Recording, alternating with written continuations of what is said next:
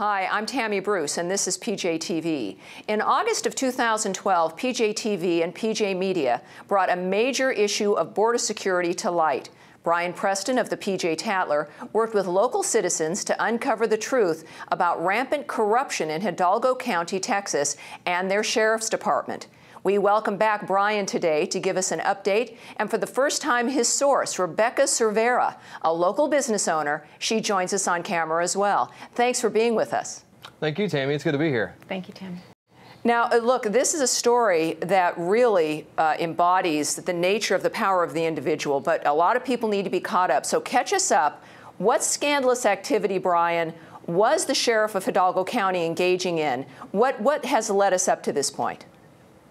Well, we're at the point now where Sheriff Lupe Trevino has resigned his office as Sheriff of Hidalgo County, which he had held since 2004, and has pleaded guilty to money laundering. So we're at kind of the end of the story with him, but the story itself is much broader than money laundering or his office. In fact, about 15 other people have been convicted or are facing trials for various kinds of corruption, everything from narco trafficking in the anti-narco unit to corrupting crime statistics, the whole nine. For us, the story began with a report on how Sheriff Trevino was systematically falsifying the crime statistics in Hidalgo County, and that was really, turning over that rock helped turn over everything else that was going on in this county. You know, Bryan, this kind of investigative reporting just really isn't done. We actually see journalists running away from it. You're a young guy. What was it that drove you to want to do this? There are easier things to do, certainly. There's easier ways to do your work. This is actually kind of dangerous as well. What was it that made you want to pursue this in the first place? Well, I mean, part of it is just, I'm doing my job. And a lot of times doing your job when you're a reporter or a blogger, you're doing political stories, that kind of thing. This is a much bigger story. And it's a crime story, it's a political story, it's a story ultimately about our national security. If Hidalgo County, the most strategic county on the Texas-Mexico border, if that county and its law enforcement are corrupt, then all of us are at risk. All across the country are at risk because there is a war going on in Mexico right now. There's a drug war that's going on. And not only that, there are terrorist operatives down there. And so we have to have security on the border. If Hidalgo County, which is the most strategic county on the border, is not safe and is not secure and is corrupt, then none of us are safe. And so for me, this story was just a very important story to bring forward, not only for that reason, but also to honor the bravery of the people, like the person sitting next to me, who gathered this information over 3 years, who gathered this information, who faced down this very corrupt system, faced down personal threats to themselves and their families. Somebody had to bring this story forward, and I'm actually honored to be the person who did it. Well, it's very exciting, and speaking of Rebecca, I mean, as I do want to get into the details of what the sheriff was doing and the faking of crime statistics and all the corruption, but I really do want to ask Rebecca, sort of the same dynamic. You know, our lives are complicated enough. We're all dealing with day-to-day issues, especially in this difficult economy, the difficult world we live in. What compelled you as an individual, for so many people who are watching this who do want to help make a difference? For you, why was it this? What compelled you to work with Bryan and to get involved?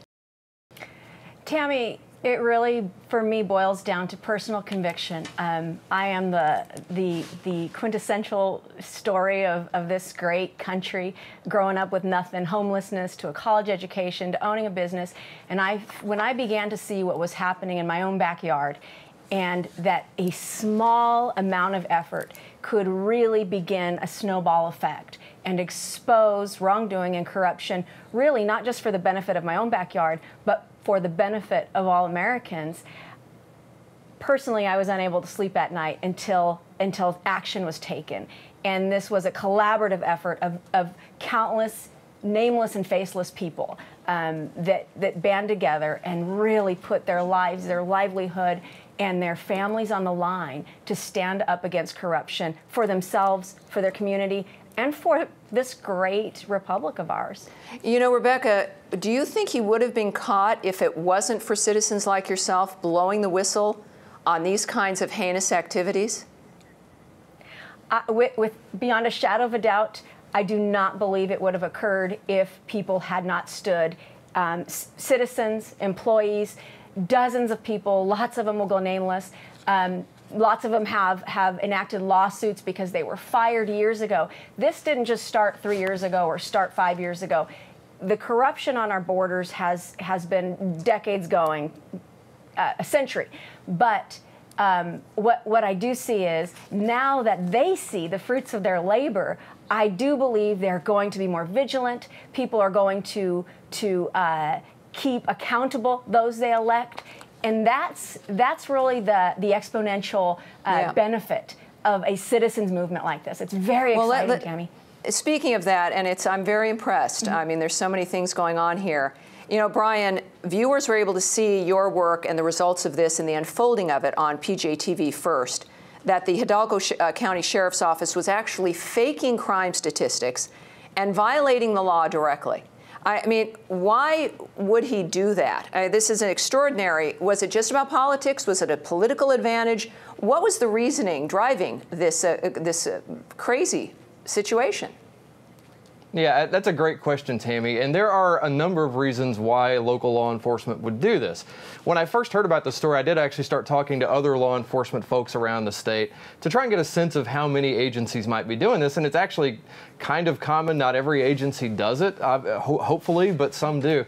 And there are reasons for it. In the case of a sheriff, he's an elected position. And if he can demonstrate that he's brought down crime in his county, then he is making his case for re-election. If he hasn't actually brought down crime, well, he can fake the stats. And that's what they were doing. And they were systematically downgrading the nature of crimes. They would take an assault, say, and downgrade it to a lower level crime. Overall, that changes the statistics. And there's another reason for it, too. During the Clinton era, there was a program set up called COPS. And that involves handing federal grants to local law enforcement. And the way these grants work is local law enforcement will apply for them with the federal government, the Department of Justice, and say, we need X amount of dollars to do this thing, to fight this kind of crime, to bring down stats to this level. So then if the grant goes through, they get the money. Well, then there's pressure to keep that money coming in, because that money doesn't just buy gear, it buys people. It puts actual boots on the streets. So there's pressure to keep that money coming in. And one way to keep that money coming in is to say, look, we brought our crime stats down because of this grant. Now the money has to keep flowing. So it actually makes local law enforcement, and in some cases state law enforcement, dependent on federal dollars, and it creates an incentive for them to falsify their statistics. It's really, I wish, in some ways I wish I hadn't turned over this rock, because it really has undermined my own faith in law enforcement around this country. It's really a shame that the federal government incentivizes this kind of dishonesty. Well, look, I mean, this is what the founders did as well. They knew that people were going to be held more accountable at the local level, right? I mean, the further away the money comes from, the more you're going to be inclined. Now, look, you mentioned the list of convicted people related to this is over 15. Is that right? And who all was involved in this? Tammy, there were over a dozen people clearly that are that have either pleaded guilty or are under investigation. Clearly, we're not going to name them all if they haven't pleaded guilty yet. But the big names are clearly Lupe Trevino, who resigned and then pleaded guilty. His commander, his assistant, who proclaimed herself, and Lupe proclaimed her the second in command over the entire county sheriff's department. The entire Panama unit, which was supposedly an anti-narcotics task force, they all pleaded guilty to different charges. And this is a unit that was put together to fight. Clearly to fight the narcotics trade, and what they were convicted of was participating in the trade. They did home invasions with their unit. Wow. Very, very scary stuff, all interrelated, all interconnected.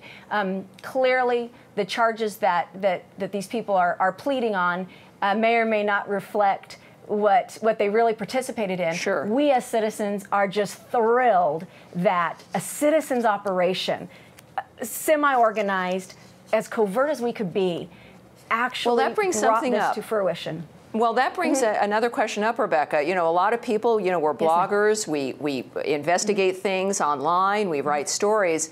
But you are actually doing undercover work, which is like you think of the movies in James Bond. What kinds of undercover methods did you use to expose this? And obviously, I'm thinking that there were some risks involved. Can you give us some insight on that? I can't share exactly my methodology. Oh. I will tell you this. I'll tell you a couple things. First, okay. It was really a lot of people. And what a lot of people need, Tammy, is someone they can trust. And it wasn't just me. There were other people they could trust. And maybe a liaison to law enforcement, or a liaison to the feds, or a liaison to sort of vet what's going on.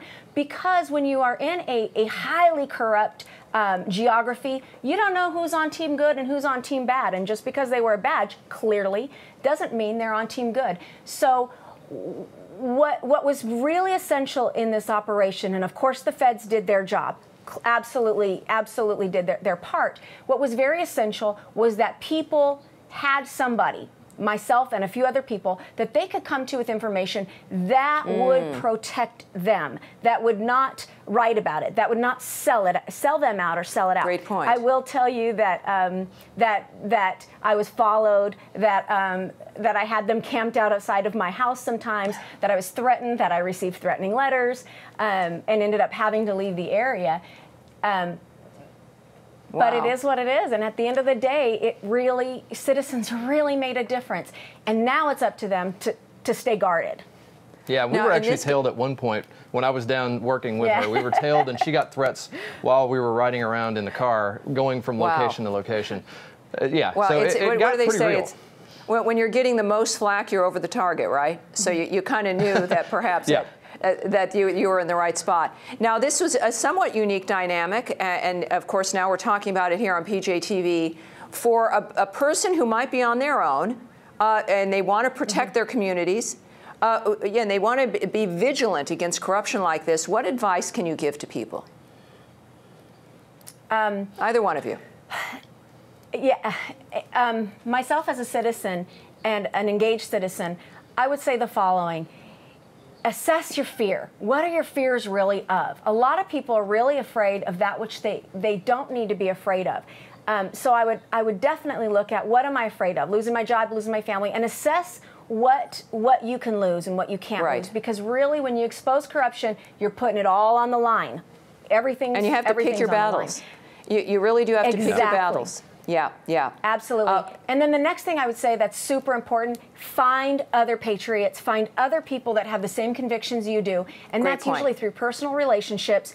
Unite, and in a very logical way, talk about what can you do. And sometimes it's as easy as giving the press a story. Sometimes it's as easy as calling a tax collector on something that he shouldn't have done. It can be this big, or it can grow into something bigger. But really, the advice is assess your fear. What are you afraid of? Overcome it if you can, and do something. A little is a lot. It can make a huge difference. our virtual world, we get used to maybe not actually knowing the people we're working with, whereas there are a lot of local groups, your local NRA chapter, a local Tea Party, the Rotary Club. Having a personal network in your community, I think, is key. And Bryan, for you, as a reporter, as a writer, here at PJTV, as a blogger, what would you say to all those other bloggers and everybody else watching this when it comes to the impact the individual can have? Well, I mean, it's really hard to overestimate the impact that an individual can have. I mean, for me, being a part of this story, it's a story that starts in a small county in Texas on the border, but the lies generated there actually came out of the mouth of Janet Napolitano and Barack Obama. Eventually, those fake crime stats went all the way to Washington. Right. And one individual can make a huge difference, and it takes, I think, being available and being curious, and as you say, I think knowing when to pick your battles. I mean, there are a lot of battles that I see going on online that I don't think honestly are worth fighting over. This one was worth fighting over, so we took it on. Well, this sounds like a good end to the story. The criminal posing as sheriff has been convicted, and hopefully the borders will become a little safer. Thanks for joining us, you guys. Thank you, Tammy. Thank you, Tammy. Great job. Well, you can find Bryan Preston's work at PJ Tatler via pjmedia.com. I'm Tammy Bruce for Bryan Preston. Rebecca Cervera. Thanks for watching PJTV.